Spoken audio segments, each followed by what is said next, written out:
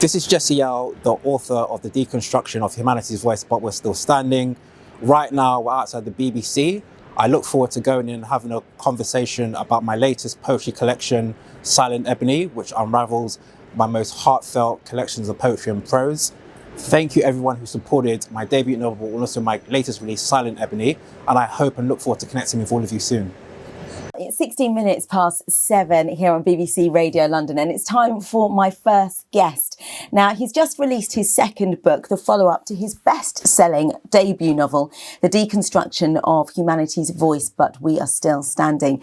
Now, Silent Ebony is a new collection of poetry which aims to fearlessly address current political issues such as Black political identity, the violation of Black female pathology, and the struggle for freedom and racial equality. And he's joining me in the studio now to tell us more. It's the author, Jesse Yaw. Welcome along. How are you doing? I'm very well indeed. Thank you so much for having me, Jacqueline. Well, thank you. It's a pleasure to be here. Thank you for being here. It's a pleasure to have you here. My first guest of the evening. Have you had a good week? It's Friday. It's been wonderful. I can't complain. I mean, it's happy Friday. Friday, we're getting there. We get some time to relax. Yeah. Catch up. Are you going to be having a relaxing weekend? I'll try to. Well, the thing is, someone like you, you're a busy person. And let's just talk about the name of this new book, Silent Ebony. Tell us about that. For me, I think it was important in terms of the poetry that I was writing to capture something that reflects our struggle just as people, Black people, racial injustice. So sometimes as a race, and sometimes in terms of being able to express some of the things we go through, sometimes we can be silent. And so, the darkness and, the dark side of it in terms of ebony, reflecting the meaning of something dark means, sort of opening the cage and being able to sort of expose some of the things that have, held us hostage. So if you look at sort of the front of the page of the book, you see sort of an image of a gold hand that shows that, there is an opportunity, there is growth, there's potential for us to actually turn things around and to really progress as people. Okay, wow.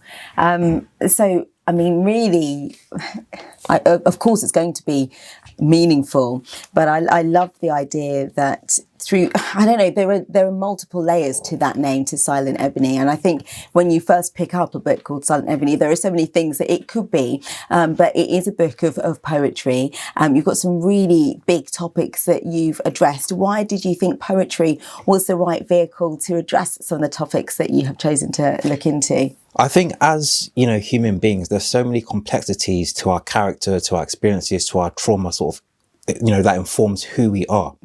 And sometimes it's not always difficult to just write, a straight novel or, to sort of unravel and unpick that. Sometimes the only way to really grapple with and get to and, pick up the complexities of human nature is to write it in a very artistic way that allows you to be vulnerable without being, shy, to not feel humiliated, to be free, kind of just like, art and the air. Sometimes in order to sort of really unravel and pick that, it's important just to, do it in, this fashion. That's why I've chosen poetry as a way to sort of talk about some of the, really hard, hitting topics. Yeah.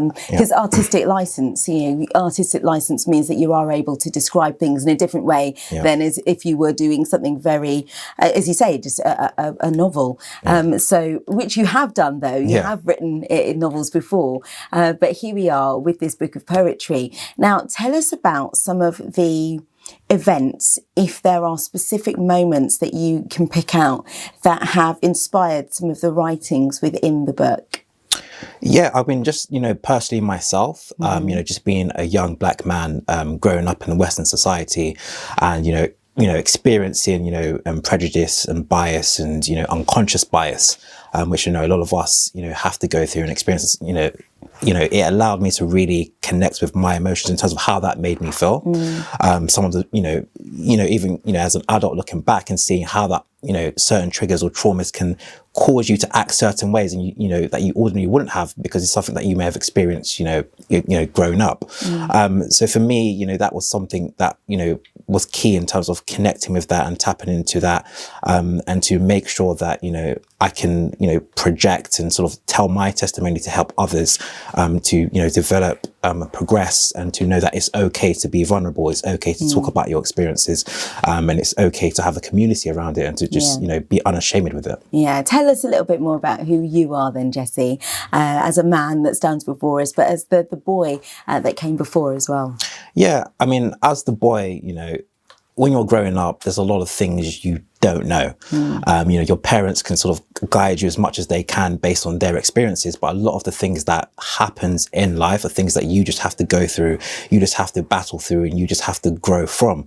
I think that, you know, the importance of it is growing from it, and, you know, being a stronger person. You know, being sort of, you know, the young boy, you know, and not being able to understand with or identify with certain things were going on, and, you know, becoming the man now who can sort of speak up, to look at such scenarios, speak up about it, analyze it, evaluate it, attach an emotion to it, and to actually speak and help other people who may not be able to identify with what's going on, their emotions, understanding things such as, you know, unconscious bias, and why things may be difficult, why certain doors might be shut.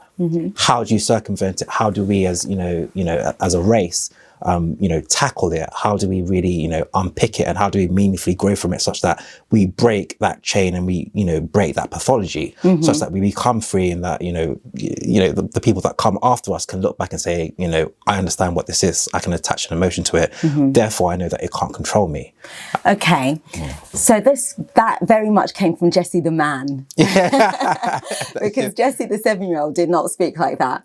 Yeah, no, you're right. I mean, Jesse the 7-year-old definitely didn't have the, you know, those, you know, the language necessarily, because you know, as children, and I'm sure that you were a very intellectual little boy. I can imagine little Jesse right now. But you know, you were born here in the UK, but you're very in touch with your Ghanaian background and heritage as well. Yes. So at what point did you become? Is that because your parents were very much talking to you about your Ghanaian background, and was that sort of prevalent to you as you were growing up, or is that something that you had to get in touch with as you grew?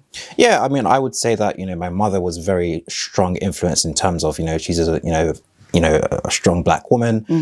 She's strong, and she really embedded and taught me when I was younger what to expect.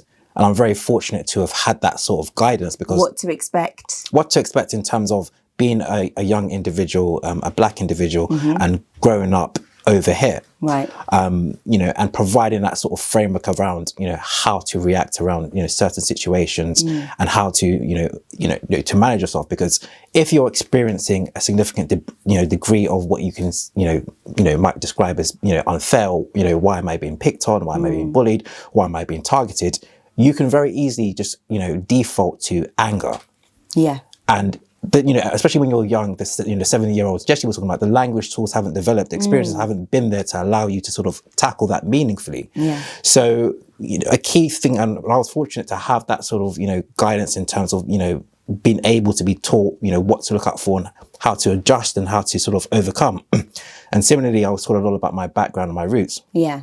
Identity, and having that basis as as a Ghanaian, as from the Ashanti tribe, going back regularly, knowing that it's okay to speak a different language, understanding that culture, picking aspects from both cultures that are positive. Every culture has negatives, as some cultures have positives, but however, being able to know who you are, know your identity, and how that fits in.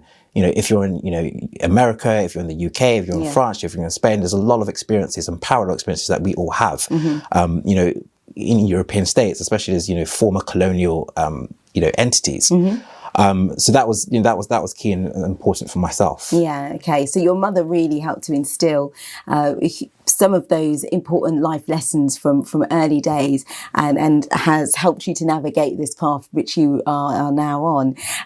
Okay. So let's talk then about the work. And is it all brand new poetry, or is some of this poetry that you've had for a little while that you've decided to bring together?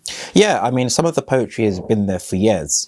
Sometimes I wrote them 6-7 years ago, and I've just brought it to life effectively. I mean, it was a natural. I've always been writing poetry. I've always loved English literature. I've always loved studying history. And as I got older, I became Jesse the man.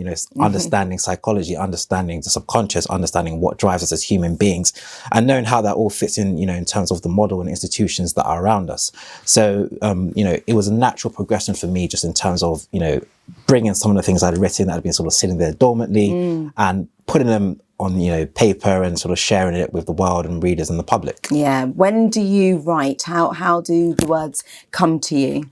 For me, I'm a very sort of image-driven person. So if you read a lot of my poetry, you'll realize that there's a lot of tactile, olfactory, touch, feel, sensory imagery. And I tuck a lot of very hard-hitting, strong topics within these, very sort of, idealistic imagery that I, put together to sort of almost not diffuse the power of the message, but to sort of allow you just to sort of follow the rhythm, to follow the imagery in your head, and to sort of allow you to sort of release and be vulnerable with the piece. It's almost like an art piece that I'm putting together in front of you. You're looking at the art piece, there's some very, quite hard-hitting areas and topics that's being painted. However, there's beautiful clouds, there's beautiful sunshine, there's peace. Yeah. And the point of the poetry is to have the message. The message is to be stronger, to be better, to grow, to mature, and to heal from trauma. So that's the message that I try to convey amongst the sort of the imagery that I use to compose the poetry. Okay. So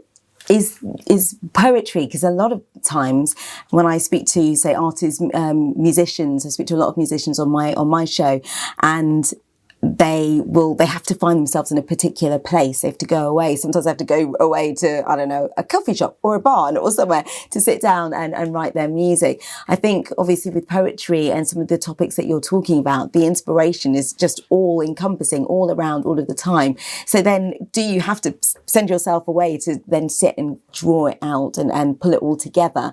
What is that process like? Yeah, for me, I do need to be, in a space where I'm by myself, where I can really, sometimes I listen to music, I listen to some R&B, some old school R&B, some jazz. Who are you listening to? Tell us, Jesse. So I love Sampha. I think he's an up and coming amazing artist, and he's doing amazingly. And I do listen to a lot of his music, especially it inspires me in terms of when I'm writing also. So for me, I do pull myself away. And it allows me just to go into memories, to go into, tap into feelings, to sort of translate my emotions and my feelings into poetry, such that when you're reading it as the consumer, it's, you're not just reading anything, it's something that's sitting on your heart and it's staying with your heart, and it's allowing you to transpose and go into an area in your life where you can sort of think about things, unlock things, any yokes on one's neck, just to completely remove it. Yeah, okay. Now, your work, it seeks to unravel the psychology behind racism, and that's a big job. That's a big job. How does one even begin with something like that? I think the first point of call is to look at us as human beings, before, institutions, before, the creation of color and hierarchy and, who's better than who and who's above who and who has, what and not. To just look at us basically as human beings and to understand the framework around, okay, what enables somebody to treat somebody in a harsh way, giving someone a longer prison sentence for committing the same crime. What is it that makes you feel comfortable from a subconscious and psychological perspective, in terms of that?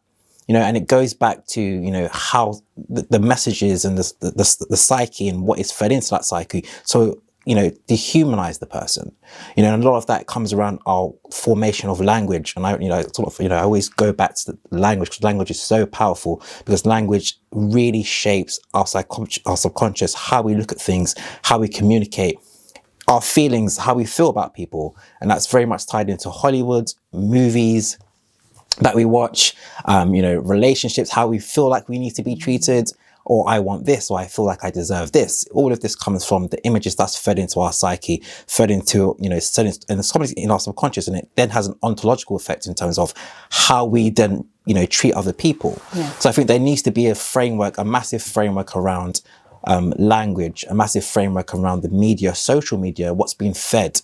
Because it can create this almost cattle effect where people tend to follow and treat people in a similar way, especially when they consume the same images. So tackling those images, and that a key part of that is education and, creating, an awareness of, unconscious bias, challenging yourself as a person. If if you're not a person of color, why am I treating this person this way? Why do I feel comfortable treating this person in this way?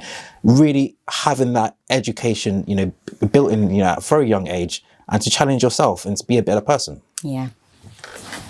Clicks. Okay.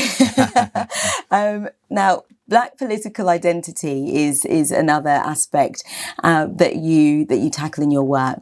And it's been very firmly under the lens, and I'd say particularly in the last few years, particularly in the post Black Lives Matter era. And I wonder, have you felt a shift since that period? So let's say the period from, say, 2020 and onwards. I feel like there were waves of movement, and I wonder where you think we're at now, and how that may perhaps feeds into some of the work that you've been doing with your writing over the years. Yeah, I think, the Black Lives Matter was an important movement, and, what happened to George Floyd was horrific. And, it's a shame that, that happened. Yeah. I think, it was great that we were in a period of COVID where, people were less busy and there was a standstill and people could really look at the brutality that was going on, particularly to, Black people. So I think, that wasn't important. In terms of, I guess, how the movement's progressed and what's going on now, a lot of strength in terms of, creating and shining lights on things does come from the media. And, we can sometimes get stuck in an environment where when there's so many different issues and, there's wars going on internationally. We've seen Russia, Ukraine, and we've seen Israel, Gaza, Sudan. There's a lot of issues going on now. And sometimes, because these issues are more pressing, less attention gets shone on, the Black Lives Matter and tackling, the grassroots of how people are, unfairly treated, how people are being brutalized, because it's still going on. I mean, we had the Black Lives Movement, we had, the Panther Movement, and unfortunately, we also need to, as, people of color, take accountability and really try to not just rely on, large global outlets, but also continue to put pressure and shine a light on what is going on. Because if we don't continually to, keep our foot on the pedal, unfortunately, it will just become normalized. And that's what we're seeing, this normalization of, Black trauma, Black violence. So I think, that's not to distract from what the Black Lives Matter is. It is important, and it's wonderful that what's been seen and what's been done in institutions. And you've seen a lot of, people of color being elevated in certain, positions that they wouldn't ordinarily have been, which is, beautiful, and it's wonderful for the youth who can look up and say, what, I can be that person. Even Barack Obama coming into power, before that, you might get, a young Black child from Chicago or Harlem, they might have thought, that would never be me. But having that and seeing that, or seeing people, in large global corporations now as, CEOs, CFOs, well, young Black child is now saying that can be me. Yeah. And they can have that aim, and that raises the bar, which I think is important. Okay, so let's bring it back to your book and the work that you have done. And yeah, I mean, we've talked about how you write your poetry. Do you have more on the go? What are you anticipating will happen next? Do you think you'll bring more poetry together, or are you going to do another novel? Because your first book was so well received. Yeah, I mean, I think for me, I love poetry, so I will continue to write poetry. But I think, for my next piece, I'm likely to write a novel, full on non-fiction piece, where I explore the nature of, migration in terms of, a woman moving from Africa, whether it's Ghana, coming to the UK, and in the 70s, and dealing with some of the, the prejudices, dealing with the hardships, dealing with poverty, and trying to really build and make her way. Because I think it's important to shine light on, some of the beautiful things and the struggles that people, go through when they migrate, and some of them who've been able to be very successful and to have their children over here, have their children be successful. It's important to shine a light on that story, and just to also explore, concepts of Black love, and, what, how we're looking at Black love. What does that mean? Is it, is Black love sacred? Is it something that, we hold in this box? What does this mean? And, what is, I guess, the traumatization and what are the issues around Black love, and what stops it from the fruition of, progressing and, and being something, because he's talked a lot about now. So it's something that I'd love to explore. Yeah. So it sounds like you're, I don't know, it sounds like that idea is quite far along. It sounds quite far along. Yeah. Have you started putting pen to paper with this? Yeah. You have? Yeah. Okay. All right. Well, to be continued then, that conversation to be continued. Yeah. All right. So I have been in conversation with the author and poet Jesse Yaw, and Silent Ebony is published by Europe Books and is available now. Jesse, people do want to find out more, they want to follow you and hear more of your story and your poetry, where is the best place to do that? Yep. I'm on Instagram. So there's, Jesse_Yaw. Oh, sorry, I've been saying Yaw. Yaw. Yeah. It is even all, but and also, I have a website where you can keep up with, what I'm doing, with my publisher. I have my website. You can go on it, see what I'm doing, what's coming next, where the new outlets are coming. So yeah, and I look forward to connecting with everyone. Yeah. Jesse Yaw, thank you so much. Such a pleasure to meet you this evening. It was a pleasure. Thank you for having me, Jacqueline. I appreciate your time.